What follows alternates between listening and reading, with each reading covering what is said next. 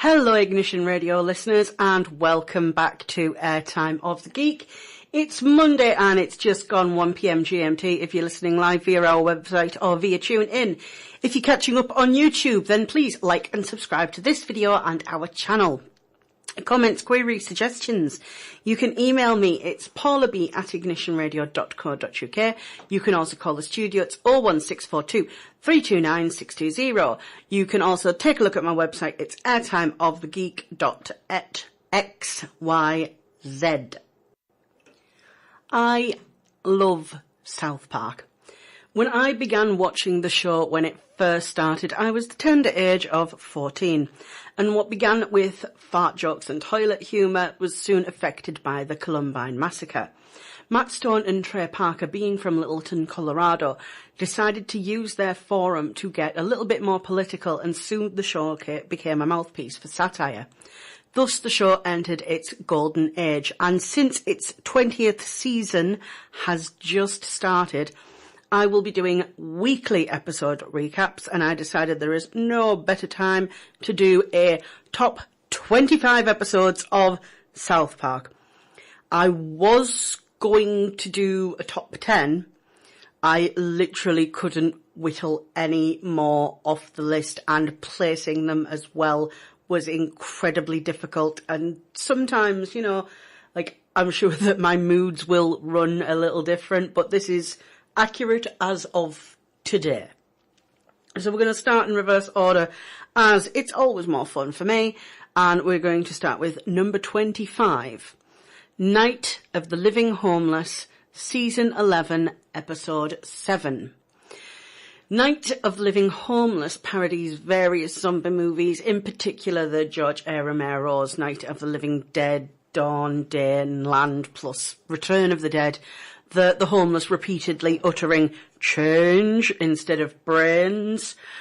The episode is also a satire and a commentary on how homeless people are seen to be less than human. The episode itself mixes a bit of horror and, of course, comedy, with the boys trying to deal with the homeless problem while the adults are stuck on a rooftop. There is a song featured in that particular episode, and that's what I'm going to go play right now. Number 24 is Bebe's Boobs Destroy Society, Season 6, Episode 10.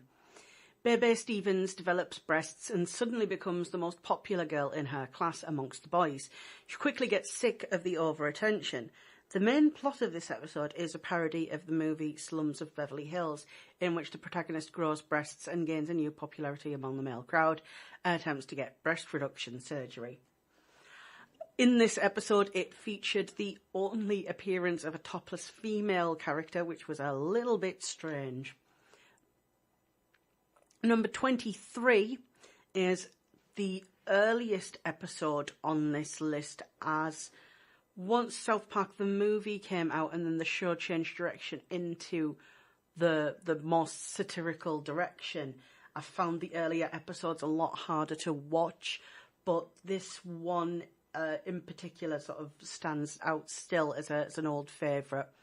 It's Prehistoric Iceman, Season 2, Episode 18. Kyle Broflowski falls down a hole whilst the boys are playing Crocodile Hunter. In the hole, Stan notices a frozen man from 1996, but the boys argue over who found him.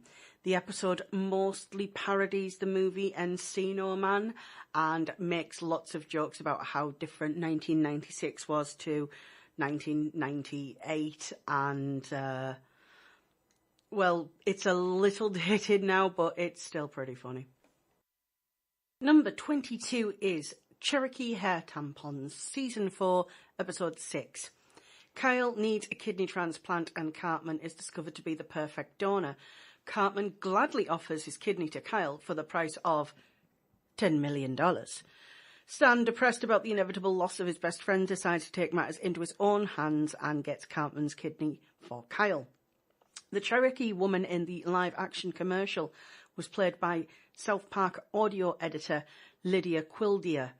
In an interview, she stated that she received her first piece of hate mail for this episode.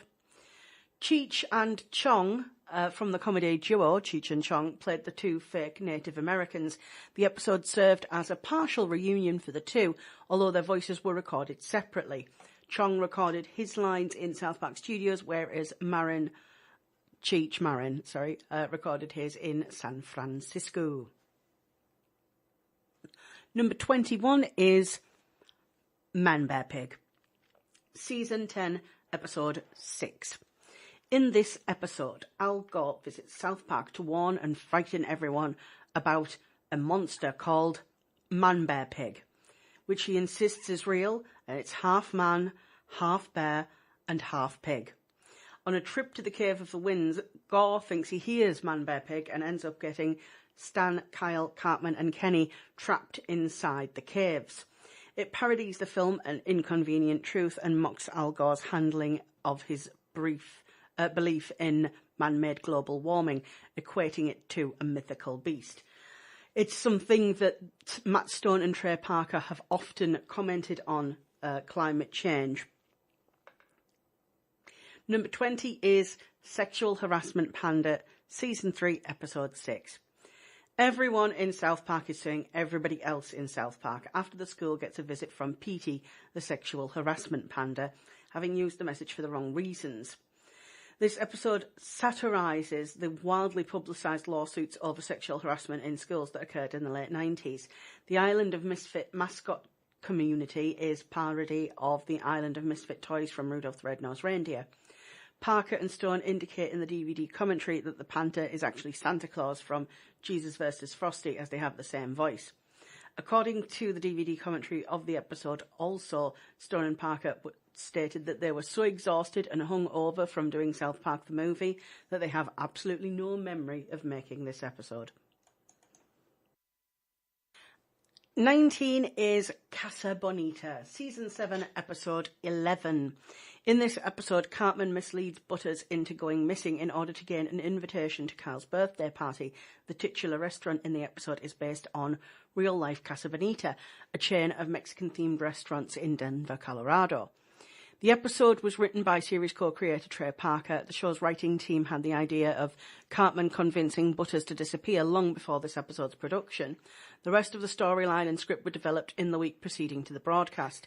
The inclusion of Casa Bonita was based on the crew's memories of going there as children. Parker and co-creator Matt Stone, other members of the show staff as well, had visited the restaurant several times. As such, the show's depiction of the restaurant is fairly accurate, and apparently the cliff divers are really fun. Number 18 is The Death of Eric Cartman, Season 9, Episode 6. Stan, Kyle and Kenny, along with the rest of the 4th grade, have had enough of Cartman and ignore him, which leads him to think that he has died and become a ghost. Cartman tries to get into heaven by doing good deeds, but fails in the end.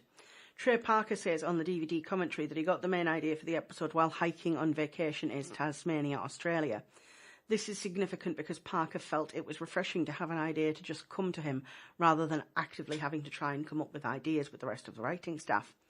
He said it instantly had everything worked out except for what it would be that Cartman did to anger the other boys.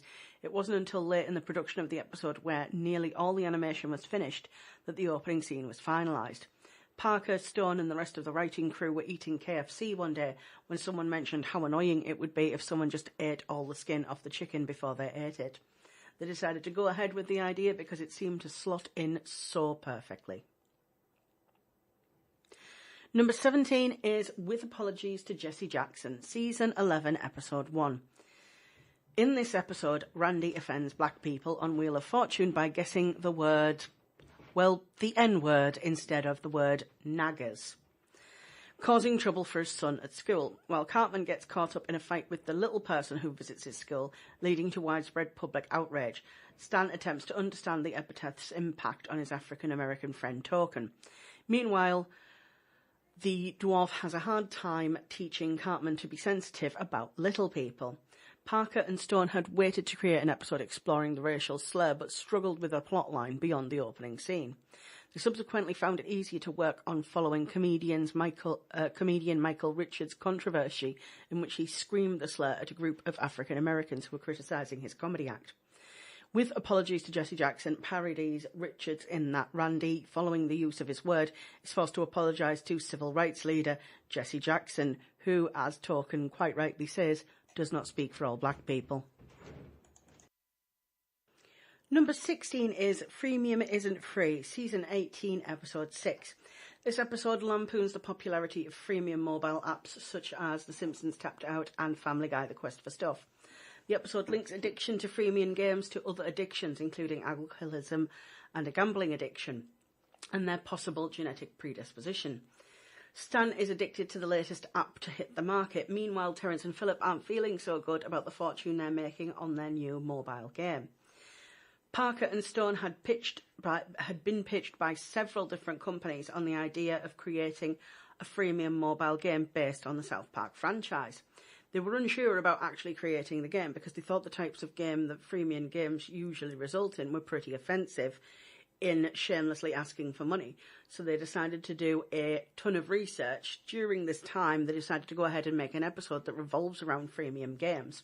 The research Parker and Stone did was originally for the fully understanding the freemium games, but because they had decided to make this episode, the research was very, very beneficial. Number 15 is Cock Magic, Season 18, Episode 8. This episode lampoons the popularity of the collectible card game Magic the Gathering, using double entendres and various sexual innuendo, women's sports and cockfighting versus the stand for animal rights. At the end of production of Freemium Isn't Free, the 6th episode of the season, Trey, Parker and Matt Stone had to come up quickly with what it was that Stan was doing instead of playing freemium games. They settled on board games because it was fun to put some of their favourite board games in the background of the scene. Parker and Stone started discussing an episode where the characters play board games, with the twist that being it would be treated like an illegal activity. Also considered was a slightly modified version where instead of it being illegal, the characters played the games like a serious sport. For the game they chose Magic the Gathering because Parker had played it before and was a fan of it. Once it was spontaneously decided that roosters would be involved, the term cock magic was coined, and it set up Randy doing his own cock magic. Peter Serafinowicz was brought in to do the voice for the announcer. Parker and Stone thought that Serafinowicz had a beautiful voice, so they had him do several different voices to see which would fit best. Originally, the voice was done in a low, calm golf announcer voice. Despite it being funny for a bit, Parker and Stone felt that the scenes just kind of died out, and the voice had to be funnier. So at the last minute, it was decided that the voice would be performed in the style of a big, exciting fight announcer, where the announcer would get super excited and after a sudden knockout. Serafinowicz performed the role like an overexcited English football announcer, and Parker and Stone were apparently dying with laughter. Number 14 is Licecapades, Season 11, Episode 3. In this episode, all the students of South Park Elementary are checked for head lice, and to his horror, Clive Donovan discovers that he has lice. He tries to hide it from his classmates, knowing that they will make fun of him. Confidentiality about who has the head lice must be maintained, so no child is embarrassed. So says the administration of South Park Elementary. When Garrison refuses to name names, Eric Cartman finds a way to detect who has the head cuties. The episode takes place largely from the point of view of the lice, and it's one of my favourite episodes. Comments, queries, suggestions, you can email me. It's paulab@ignitionradio.co.uk. You can call the studio on 01642 329 620 or check out my website. It's airtimeofgeek.xyz. Number 13 on our continued countdown is Margarine, Season 9, Episode 9. Butters must fake his death. He dresses up as a girl and infiltrates Heidi Turner's slumber party in order to retrieve a future-telling device that Cartman and the other boys are convinced is real. On the commentary, Trey and Matt said that they find this episode unbearable to watch, mainly because they felt there were too many ideas packed into one episode, and they wished they'd split the stories into two, feeling that it served a reminder to keep future episodes simpler. Number 12 is Cartman's Incredible Gift, Season 8, Episode 13. After sustaining a severe head injury, Cartman appears to have the power to see into the future. Park County detectives are quick to enlist his help in cracking the unsolved murder cases, and Cartman is more than willing to help. For a price. In the meantime, a group of licensed psychics cry foul when Cartman refuses to join their ranks. Though a very minor part of the episode, it marks the last appearance of seldom-seen South Park Elementary School bus driver Miss Veronica Crabtree. The episode also continues South Park's critical view of psychics, previously seen in the episode The Biggest Douche in the Universe, whilst also acting as a parody of several films including Red Dragon and The Dead Zone. Number 11 is Chinpokomon, Season 3, Episode 11. In this episode, the kids become fascinated with the latest fad of fictional Japanese anime series called Chinpokomon and its related products such as video games and collectible toys. Chinpokomon is a parody, of course, of the popular Pokemon franchise. The toys are subliminally recruiting children into a plot to bring down the American government. Number 10, Cartman joins Nambla, Season 4, Episode 5. Cartman, in search of more mature friends, accidentally joins the North American Man-Boy Love Association and puts all the boys in South Park in jeopardy as a result. Meanwhile, Kenny tries to stop his mother and father from having another baby. It's the first instance of being hinted to Kenny's true origins. It wasn't until many years later that I discovered Nambla is a real organisation, because obviously this kind of thing just wouldn't wash in England. Number 9 is Aspen, Season 6, Episode 2. In this episode, the boys go on vacation to Aspen, Colorado, where Stan is repeatedly tormented by an old skier named Tad. Meanwhile, the boys' parents become stuck at a meeting as two salesmen attempt to coax them into purchasing timeshare property. When the boys hit the slopes of Aspen, Stan is challenged to race the best skier on the mountain. In the tradition of the epic ski adventure movies of the 80s, he must win the race in order to save the youth centre, get the girl, and free the trapped spirits of the Wachacha vampire Indians. Parker called the episode really easy to write, as all he had to do was write a version of the Underdog sports films the episode was parodying. The episode contained a subplot involving the parents trying to avoid purchasing a timeshare from two men. While at a story retreat in Whistler, British Columbia, Parker and Stone were repeatedly harassed by timeshare salesmen the entire time, and this served the inspiration for this particular subplot. Number 8 is Informative Murder Porn, Season 17, Episode 2. This episode revolves around the children of South Park trying to stop their parents from watching murder porn, television programmes containing softcore pornography that reenact true crime stories. The boys use the game of Minecraft as a distraction to keep their parents from hurting each other. The idea of murder porn came from series creator Trey Parker and writer Bill Hader. Parker said that he and Hader knew most about murder porn because they and their respective wives regularly watched it, like the parents of South Park do in this episode. Parker felt that the programmes comprising murder porn provide a lot of easy-to-spoof material, specifically citing the inaccurate depictions of the individuals involved in the crimes that murder porn reenacts. Parker and fellow series co-creator Matt Stone chose Minecraft to be the secondary focus because they wanted something family-friendly to contrast with the adult-orientated programming that comprises murder porn. They settled on Minecraft because the game was the first video game that Parker and Stone didn't understand, so they felt that parents could have a similar experience. Parker and Stone said they contacted Mojang, developer of Minecraft, before making the episode to ask permission to use the game in it. They happily agreed and also sent lots of merchandise to the South Park production crew. Number 7 is Tweak X Craig, Season 19, Episode 6. A rumour about a homosexual relationship between Craig Tucker and Tweak has spread through the town of South Park. Meanwhile, Cartman's Cupid counterpart tries to start a homosexual relationship with him. The episode parodies the slash-fiction genre of yaoi art and the acceptance of LGBT plus community, while continuing its season-long lampoon of political correctness. Prior to the airing of the episode, producers solicited viewers to submit yaoi-style fan art drawings of Tweak and Craig, which were incorporated into the episode. Number 6 is Raisins, Season 7, Episode 14. In the episode, Wendy breaks up with Stan, sending him into a deep depression. Meanwhile, Butters becomes invested in a relationship with a waitress at Raisins, a parody of the American chain Hooters. Like many South Park episodes, it was produced in the week preceding its broadcast. The writers spent the first day of their production Thursday without any ideas, and they convened at Parker's house the following day. Parker noted in the episode's commentary that the crew of South Park Studios began getting nervous as a day's worth of animation had been lost.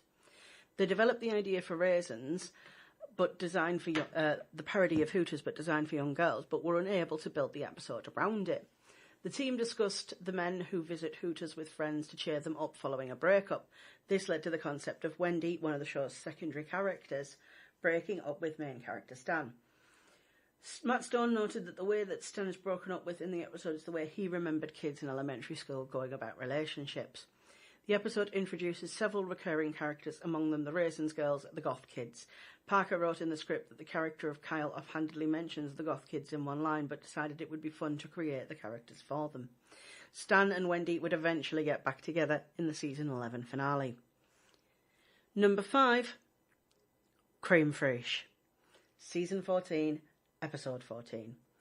In this episode, Stan's life is reduced to a shambles both at home and at school due to Randy's new obsession with the Food Network, while Sharon explores a new interest of her own, the shake weight. The episode lampoons the rise in popularity of cooking shows on the Food Network. The first cooking show Randy watches and pleasures himself to is Guy's Big Bite, starring Guy Fieri. Cartman impersonates Gordon Ramsay, which prompts other TV chefs to appear as well. Jamie Oliver, Mario Batali, Bobby Flay, Gina De Laurentiis and Paula Deen. The virally popular Shake Weight commercial is largely referenced. Jamie Oliver's outcry is a reference to both the Channel 4 series broadcast Jamie's School Dinners and the American Jamie Oliver's Food Revolution. The theme song to Randy's cooking show is a parody of Trololo, song performed by Edward Cahill. Number 4 is Make Love, Not Warcraft. Season 10, Episode 8. There's trouble in the online gaming world when a mad gamer who won't play by the rules. The boys dedicate their lives to defeating the renegade and saving the world of Warcraft. South Park creators Trey and Matt collaborated with Blizzard Entertainment to craft the machinima used in the episode. They stated in their commentary that they were completely shocked that the company was on board to help them out. The machinima scenes were used creating shots of in-game footage and recreations of the characters in Maya, with Blizzard providing their own character models and computers to test. Blizzard also gave the producers permission to use the alpha server of the expansion pack, World of Warcraft: The Burning Crusade, on which to shoot scenes. Michael Morhaime, president and co-founder of Blizzard, issued a statement over the collaboration. We were excited to hear that the creators of South Park were interested in featuring World of Warcraft in the opening of their new season, and we really enjoyed collaborating with them to make this happen. We're looking forward to sharing our experience with our employees and our players as well when the season debuts. Parker was deeply unhappy with the episode in the day preceding the broadcast, remarking to the show's producers that, "I've lost it, I don't know how to do this anymore." He begged executive producer Anne Garfino to call Comedy Central and inform them the show would not air, remarking, "I don't want South Park's legacy to be ruined, and the show is going to ruin it because it's so bad." Parker went home unable to sleep and was surprised the following day when the episode was so well received. Number 3 is The Coon, Season 13, Episode 2. The Coon rises from the trash and takes his place as a lone vigilante who wipes out crime in the town of South Park. A rival superhero, however, appears on the scene in the form of Mysterion and challenges the Coon's place as a symbol for the town. In the episode, Cartman poses as a superhero vigilante named the Coon, who grows increasingly jealous of the popularity and success of rival superhero. It was originally conceived as an episode about the economic recession, but those elements were later adapted into future episode Margaritaville. The Coon generated a great deal of speculation about the true identity of Mysterion, and Parker and Stone originally said that there was no specific answer to the question. However, his identity was finally revealed in the 14th season episode, Mysterion Rises. Comedian Bruce Falange, who was mocked greatly, sent a card to South Park creators thanking them for referencing him in the episode. Number 2, The Uncrowned Herbal, Season 12, Episode 14. Butters is sure he's seen a vampire at school, but he can't get anyone to listen to him. Tired of being teased and punished by his parents, Butters joins the vampire group and becomes Uncrowned Herbal. Meanwhile, the goth kids are angry and frustrated when the other kids can't tell the difference between a goth and a vampire.